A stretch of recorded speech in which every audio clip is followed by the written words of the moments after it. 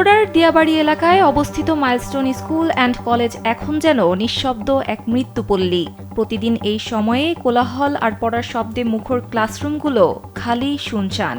ভবনের করিডোরে নেই কোলাহল, শিক্ষার্থীদের ছোটাছুটি, বাতাসে ভাসছে পোড়া গন্ধ, পুড়েছে শরীর অজস্র স্বপ্ন।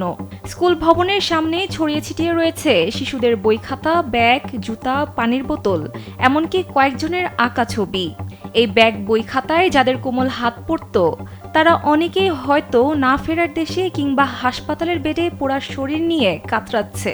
সোমবার দুপুরে সংঘটিত ভয়াবহ বিমান দুর্ঘটনার পর এই শিক্ষা প্রতিষ্ঠান জুড়ে নেমে এসেছে গভীর শোক আর নীরবতা। ওয়ালটন এখন দেশের সীমানা পেরিয়ে পৌঁছে গিয়েছে 50টিরও বেশি দেশে।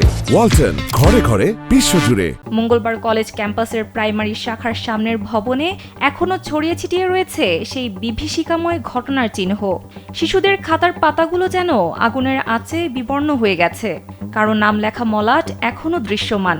চারপাশে পোড়া কাগজের গন্ধ, সিঁড়ির পাশে পড়ে আছে ছোটদের ব্যাগ। উপস্থিত উৎসুক জনতা ও অভিভাবকদের চোখে মুখেও রয়েছে উদ্বেগ, ক্ষোভ আর বেদনার ছাপ।